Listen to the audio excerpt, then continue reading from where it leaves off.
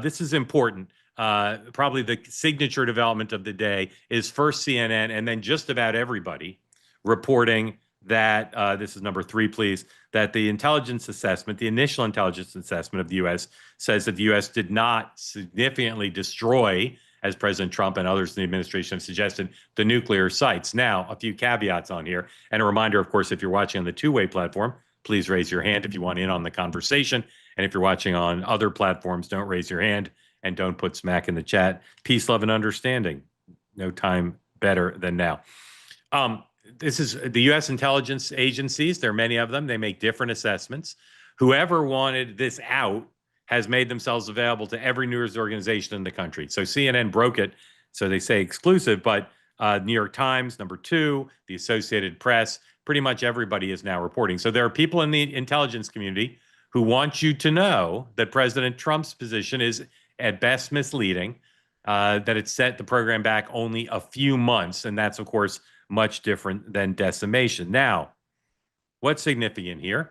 I think 3 things to watch. One is, do the Israelis, even though they're no longer allowed to bomb because the ceasefire, are the Israelis still with Mossad and other assets helping to further destroy and set back the program?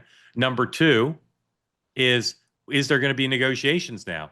Many analysts believe Iran's on its back foot and that the president and Israel and others in part of the talks could drive a harder bargain and perhaps get the kind of inspections that would eliminate or really set back the program more significantly than this initial report. And then finally, how stable and solid is the Iranian government? Could there be regime change? Now, there are lots of intelligence agencies and others may differ. The White House has pushed back hard and said, no, these leaks are inaccurate and that in fact, the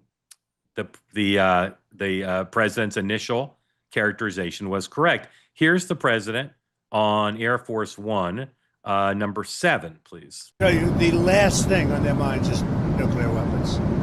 They don't even want to think about nuclear. And our B-2 pilots made this all possible. They had a magnificent hit in the dark of night with no moon, no light, no nothing. They hit the target perfectly, wiped it out. And the press is very disrespectful. I saw CNN fake news going, well, maybe it wasn't a perfect hit, it was perfect.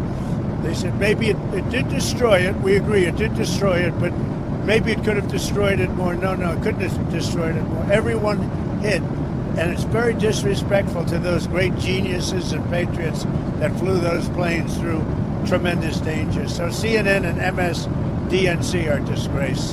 And so are the others. I mean, they're pretty much all a disgrace.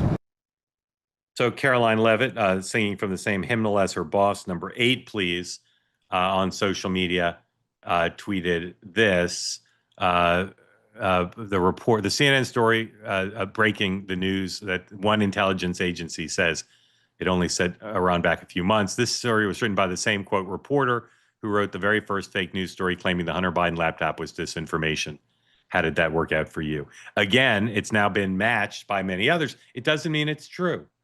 I think people who don't like President Trump or people who are familiar with President Trump's tendency to exaggerate and sometimes not tell the truth might say, well, of course, this report is true. And maybe it is. I'd be curious to know what the Israelis say, where the Israelis have made it clear that they're not going to stop until they've succeeded. I'll be curious to know if there are going to be talks. If there aren't talks and other intelligence agencies, including the Israelis or the Brits, say, no, it only set it back a few months, better than nothing, but obviously not consistent with what the president has said. Here's the president, a little bit more from the president, talking about Iran and nuclear capacity. Number 6, please. Did Iran make any commitments yesterday about uranium enrichment? About what? About uranium enrichment. They're not going to have enrichment and they're not going to have a nuclear weapon. And they know that. They're going to get on to being a great trading nation. You know, they're very good traders. And they're going to be a great trading nation and they have a lot of oil.